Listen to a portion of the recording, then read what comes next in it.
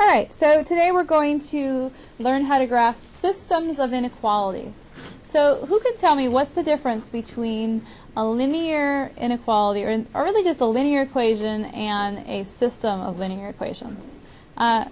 We're going to have more lines on the graph, and so that means we're going to, I think, in this case, two solutions. So more than one line is one definition. Another definition of the difference between a system versus just one. Do you have any other comments? Yes, Eli? On just the line, the solution could be any point on the line, and the system, it has to be where they intersect. Oh, so when we're discussing systems of equations, when we were looking for, like in chapter 7 or something like that, we were looking for where the lines cross, right? It wasn't just the solutions being any point on the line. We were interested in the intersection. That's key, because when we're going to be doing our systems of linear inequalities, we're not just interested in the lines and the shading. We're interested in where the shading crosses, where the intersection of both solution sets are. So on number 1, go ahead and solve the first equation for y and get ready to graph it. So to solve for y, you just need to move the x over. I have y is greater than negative x plus 6. I'm just going to rewrite the next one just for fun. Here's my system. And go ahead and graph each line, but I don't want you to shade yet, okay? So I'm going to graph the first one. It's going to go up 6. Slope is negative 1, so I'm going to go down 1 over 1. And Casey, am I going to make this first line a solid line or a dashed line? Dash line. I agree. It will be a dashed line. So let's make this kind of dash. I know it's hard to tell. I'm not going to shade yet. Now I am going to use a different color for my next one. My next graph starts at negative 2. Has a slope of 3, so go up 1, 2, 3 over 1, up 1, 2, 3 over 1, up 1, 2, 3 over 1. And is it going to be solid or dashed? Solid.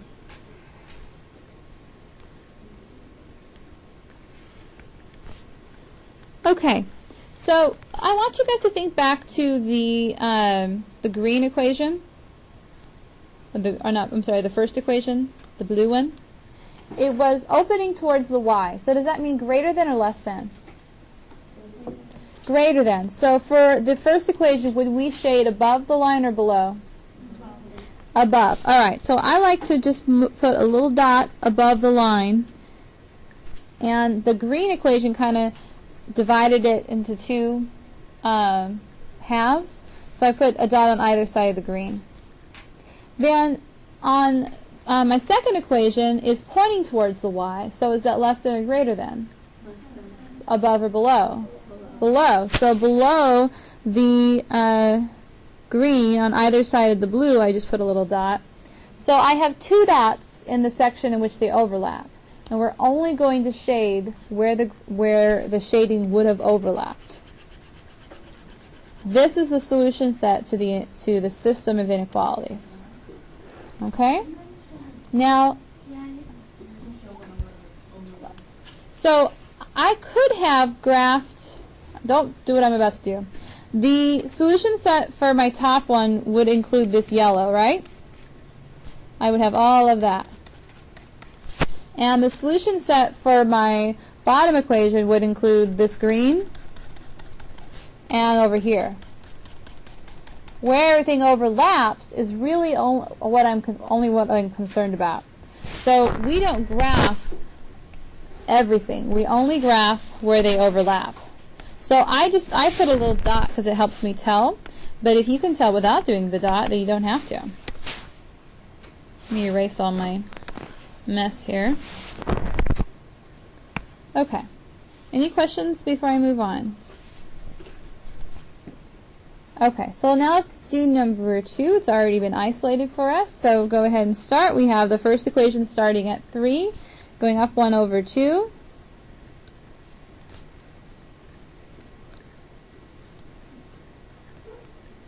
Solid or dashed? Solid. Good. And don't shade it yet. Going on to the next one. -5 is where we start.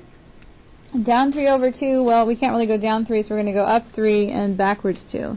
Up 1, 2, 3 over this way 2. And another solid line. Okay, so the first equation, we wanted to shade above the line. So shading above the line for the first equation would be here and here. Okay? And shading above the line also for the second equation would be here and here. So they're going to overlap in this region. We don't shade where they don't overlap because the only points that are going to be a solution to the system are the points that are in that region. And in this case, the intersection, because both of them are or equal to. Questions before I move on? Does everybody understand how I got the shaded region? Okay, I'd like you guys try number 3 by yourself. Remember that number 3 involves vertical and horizontal lines. Go. Alright, for my y equals negative, or y is less than or equal to -3, I'm going to put a dot at -3 on the y-axis, and I'm going to have a solid line, solid horizontal line. For my x is greater than 4, I'm going to put a dot at 4 on the x-axis, and also a solid line here. Now in this case, I need to shade where I have the smaller values of y and where I have the bigger values of x. I see that my overlap is in this little corner. Now if you have trouble getting that right shading area, then make sure you ask me a question. Alright, moving on. Number 4. So the first equation is all ready to graph, but you need to work with the second one to get that one ready. So I'm just going to get it ready down here. Subtract the 4x from each side.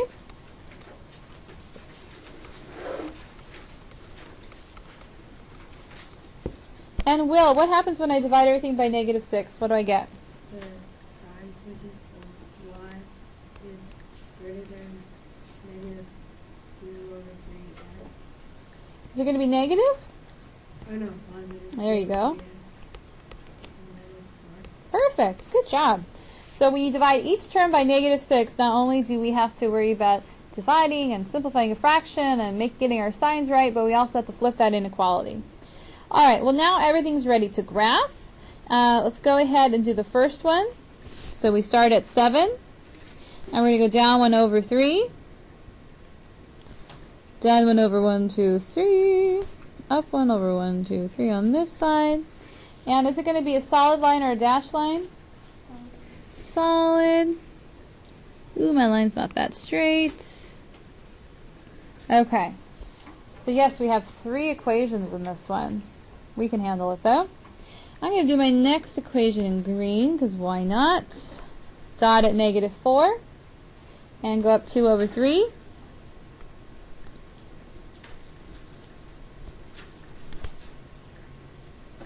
And I kind of just put that one last dot off the graph because I'm interested in where the lines cross, and I know they don't cross on our particular graph, but they do cross eventually.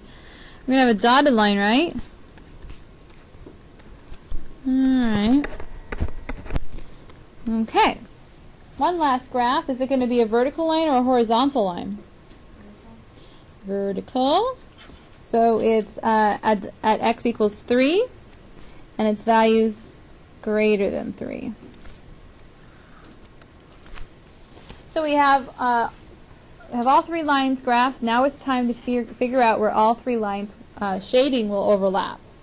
So my first equation was the one in blue, and it was less than. So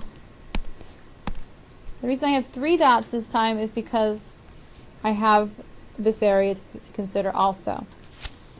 Then I have greater than my second line, so it could be over here, or really over there.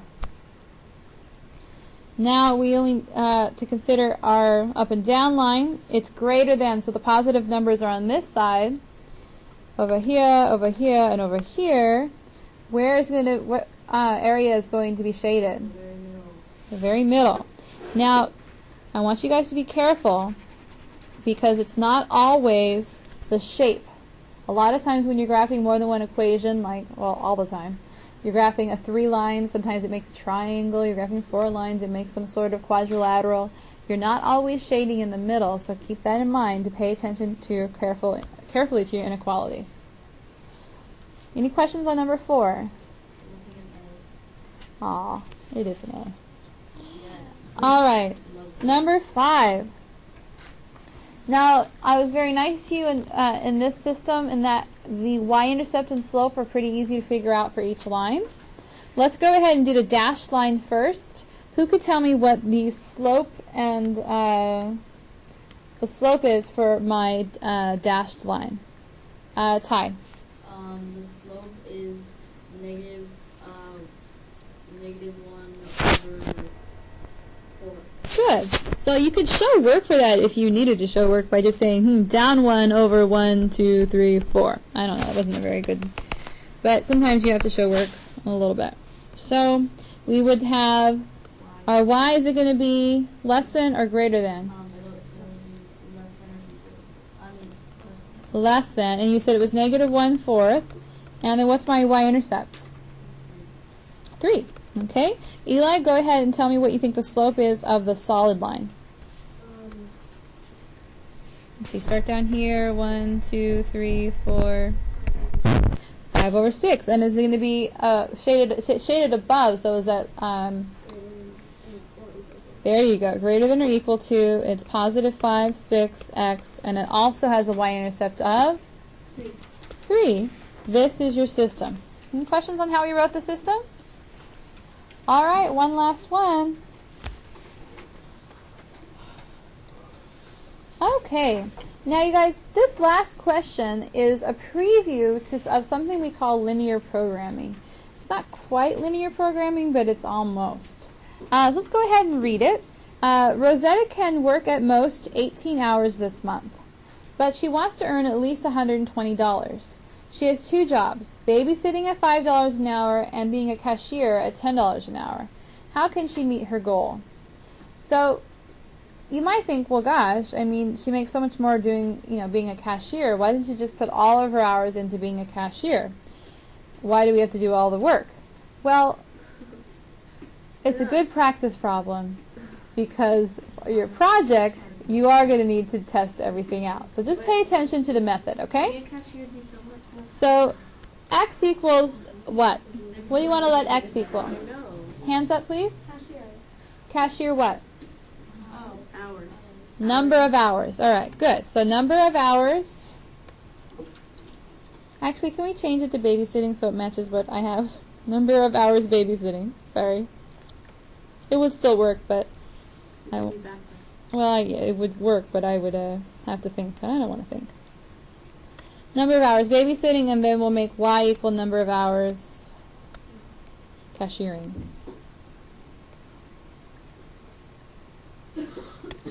Okay. Now, we're going to write a system of inequalities, so more than one. Who can write a system that involves the fact that she can only work 18 hours? Tate. X plus y is less than or equal to 18. Perfect.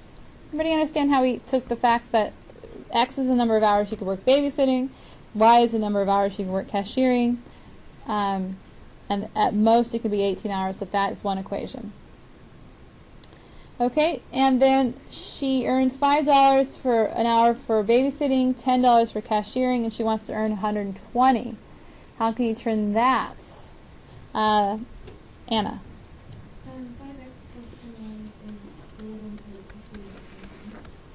Lovely. Good. So the last thing we need to do is to take both of our equations and solve them for y, and then I want you to graph them. So the top one's pretty easy. We just need to move over the x. So we get y is less than or equal to negative x plus 18. And the bottom one, we need to subtract the 5y I'm sorry, the 5x over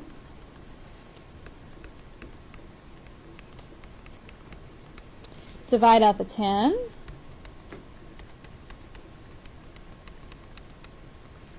So here are our two equations that you need to graph.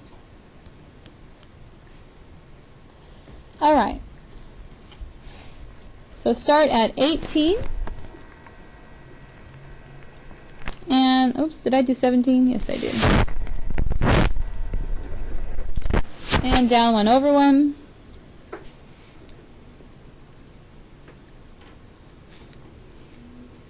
Trying to eyeball it without my straight edge.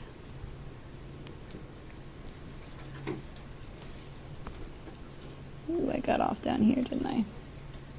Alright, starting over. You guys taught me to use the ruler on the computer before I could do it again. Alright, where's my 18? There's another point. Now it's a little better. Okay, now do the next one starting at 12. And we're going to go down 1 over 2.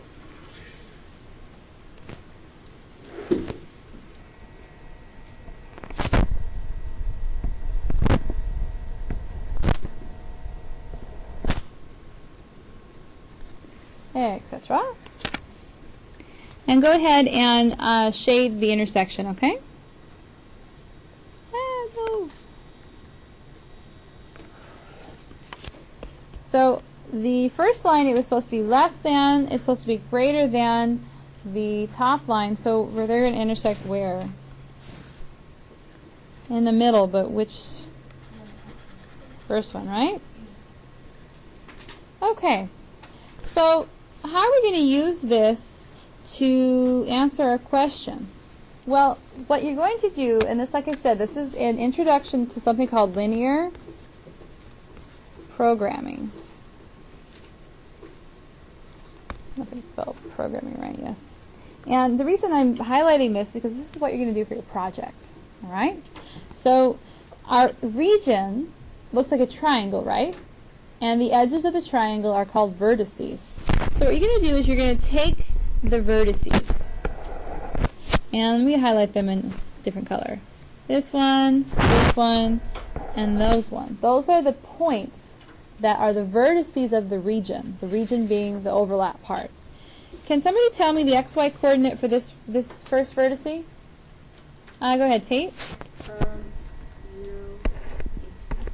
Good. And then another one? Katie? 0 and 12. And then we have 1 point out here. Which point is that? Look at your graph. Try to figure it out. What's that last point? Chanel? I think I have... 12, 6. Yeah, I have... 12, 6. I have 11, 7. Well, I think if you're off, it's because perhaps you did not... I don't know, my graph looks a little off, but on the one I did on paper, which I did a little more carefully, is I have 12, 6. Now, what's the way to solve it? I mean, like, if your graph was terrible, couldn't you set these equations equal to each other and solve? You could always say negative x plus 8 equals negative 1/2 x plus 12 and solve the system. But nonetheless, I think we get 12, 6.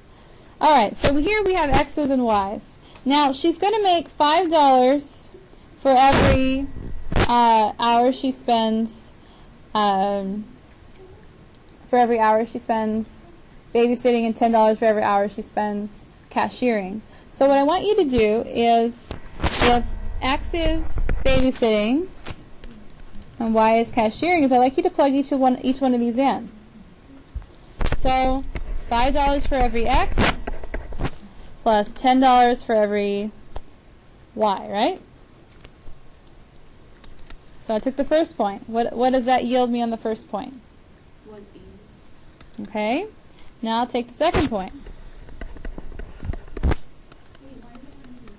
Because 0, 1, 5 is 0. And the last one.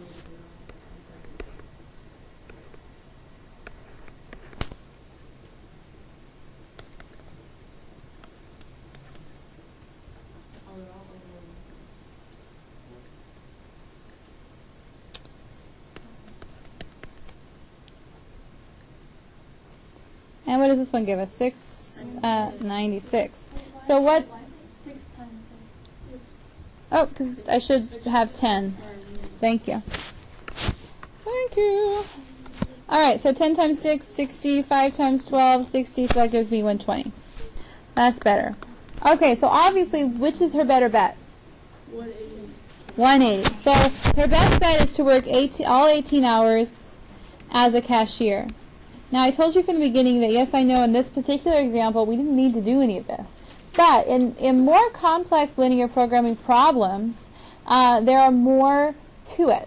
There's other limitations that we didn't have in this problem, okay? So the reason I gave you this problem was so that you could have a hint on what you're going to do for your project, okay? Good job.